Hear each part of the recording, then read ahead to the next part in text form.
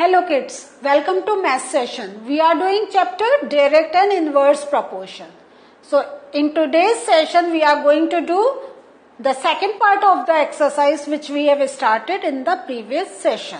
So let us start doing the exercise and let us read the first question of today's session. In a model of a ship, the mast is 9 cm high while the mast of the actual ship is 12 meter high. If the length of the ship is 28 meter, how long is the model ship? So हम लोग इसके लिए क्या करेंगे, हम लोग इसमें सबसे पहले अपना इस टाइप से टेबल बनाएंगे.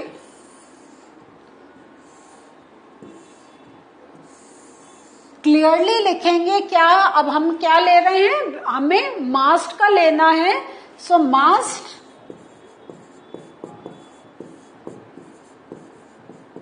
ऑफ शिप एंड हमें क्या लेना है, length of ship.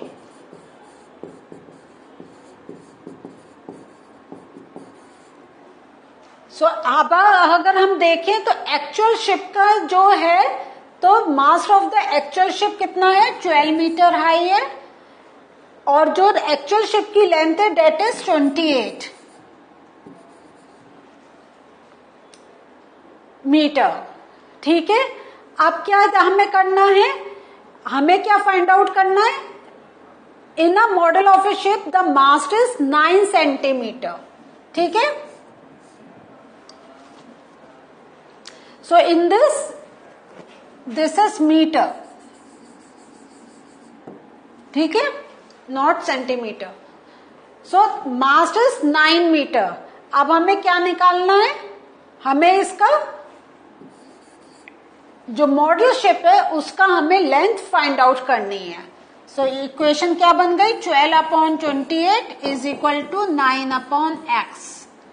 So x is equal to 9 into 28/12. So ये कितना आ गया,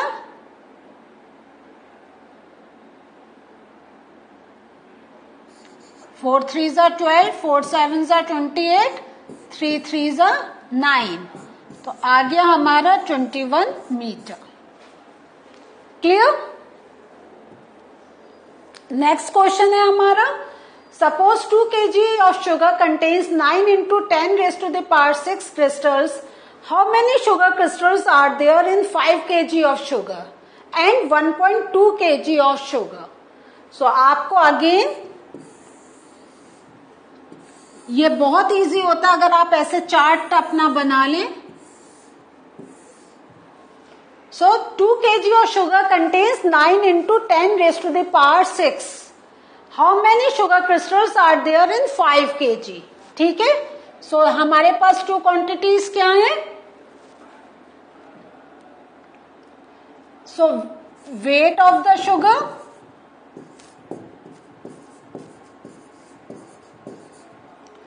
and count for crystals. So 2 kg में हमें मिल रहा है 9 into 10 raised to the power 6. हमें कितने का फाइंड आउट करना है, पहले हमें 5 kg का फाइंड आउट करना है, उसके बाद हमें 1.2 kg का फाइंड आउट करना है. ठीक है, सो पहले हम ये रेशियो लेते हैं.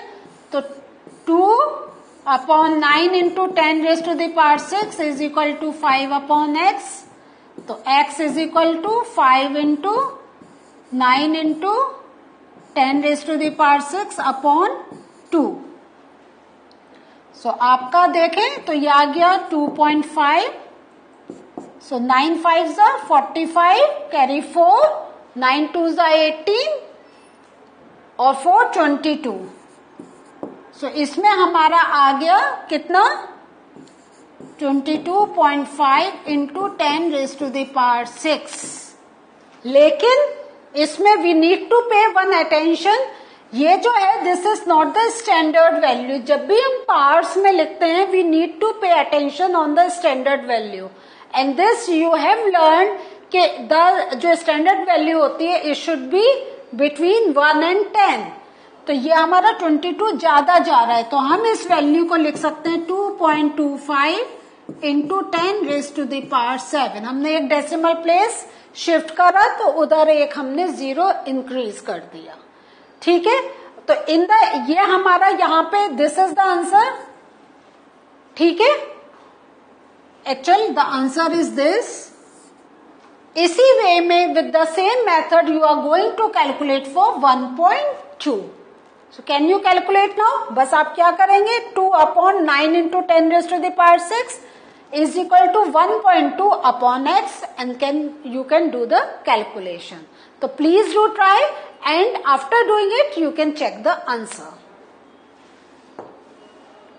Next question, Rashmi has a road map with a scale of 1 centimeter representing 18 kilometer. She drives on a road for 72 kilometer. What would be her distance covered in the map? अब ये हम ratio form में लेंगे। क्या है, has a road map with a scale of 1 centimetre. 1 centimetre कितना represent कर रहा है, 18 kilometre. Clear? She drives on a road for 72 kilometre.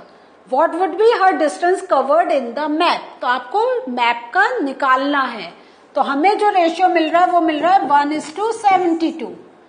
ठीक है, अब ये किसने के कैसे इक्वल होगा, 1:72, सॉरी 1:18, क्योंकि हमारा जो इनिशियल जो हमें दे रखा है,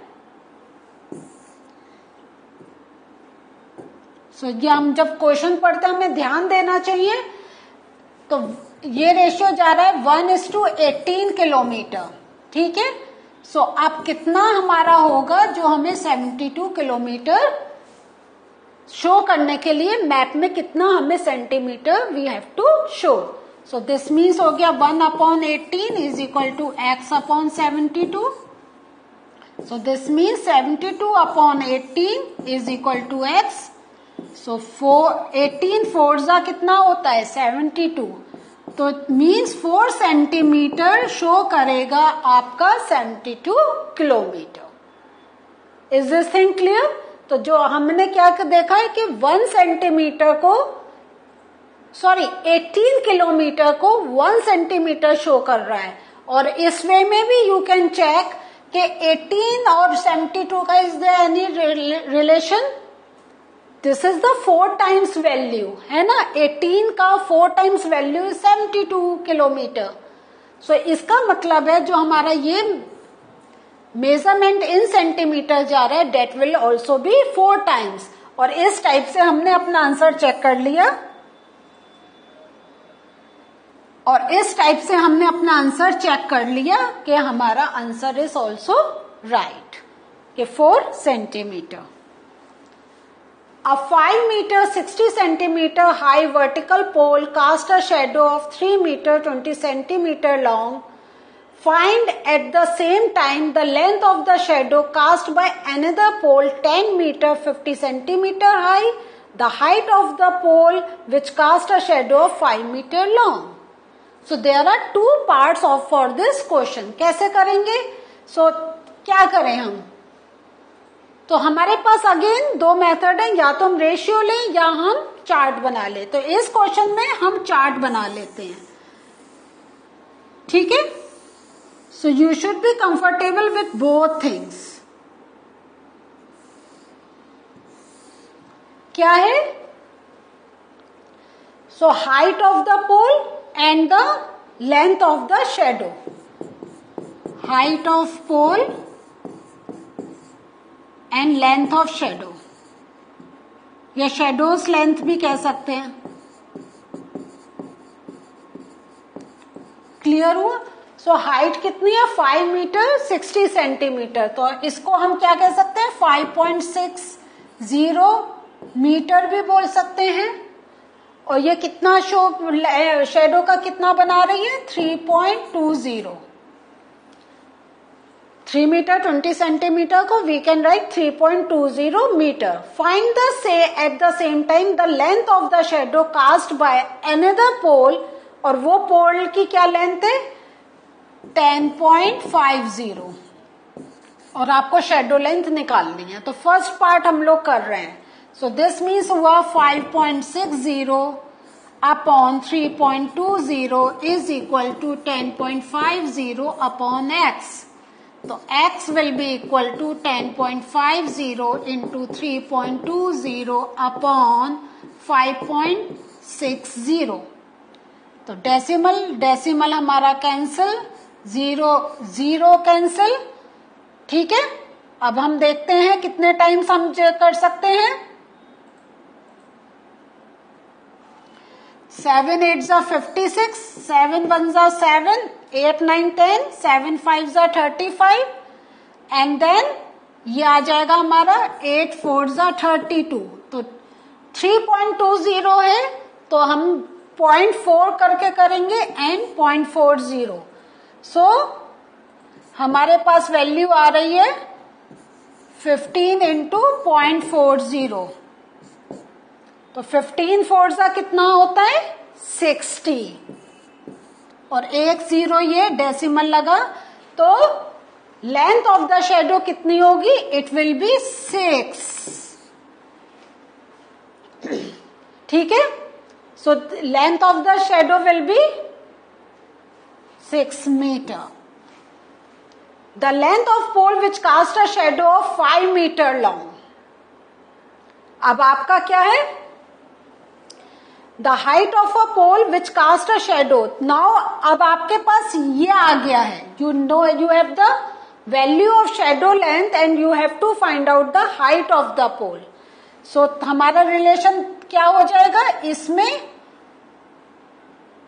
आई जस्ट एड ओवर हियर, यहां पे जो आएगा, अब आपको पोल लेंथ निकालनी है, हम इसको y मान लेते हैं और लेंथ ऑफ शेडो है 5। तो बस आपका रिलेशन बन जाएगा 5.60 upon 3.20 is equal to y upon 5. Now you can do the calculation. Clear? So relation I have told you, you can do this calculation. A loaded truck travels 14 km in 25 minutes. If the speed remains the same, how far can it travel in 5 hours? So 14 km in 25 minutes. If the speed of the remains the, how far can it travel in 5 hours? So हमें इसमें we have to keep focus. This is in hours, this is in minutes. तो सबसे पहले हम 5 hours को we need to change into minutes. तो 5 into 60 is 300 minutes. अब आप बना लीजिए, ठीक है।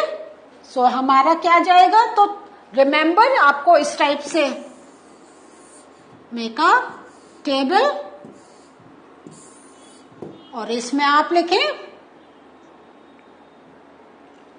Distance travel and time. So distance वो 14 किलोमीटर 25 मिनट्स। अब इसमें आपको you have to find out the distance in 300 minutes. बस the relation is in front of you, you can do it. Can you do the calculation now? Please do try. आपके सामने मैंने chart बना दिया है, बस आपको you have to do the calculation. Make the relation, make the equation and just calculate the value. So what did we learn today? Today we have done some sums and based on those sums we have understood how can we do the calculation for direct proportion. तो these sums अभी देखने में easy लग रहे हैं but please try on your own. एक बार language पढ़ें, ध्यान से देखें, खुद जो अभी मैंने आपको सब करके दिखाया है but just pause the video, पहले आप क्वेश्चन पढ़ें, उसको नोट डाउन करें, सॉल्व इट, और जो काफी कुछ मैंने यहाँ पे I have solved it, you can match with your working as well as with your answers and try to gain confidence when you are doing such type of questions. So please do try, please keep on revising, and in any case you are finding it difficult, please call me through app, I will solve your query. So see you again, bye.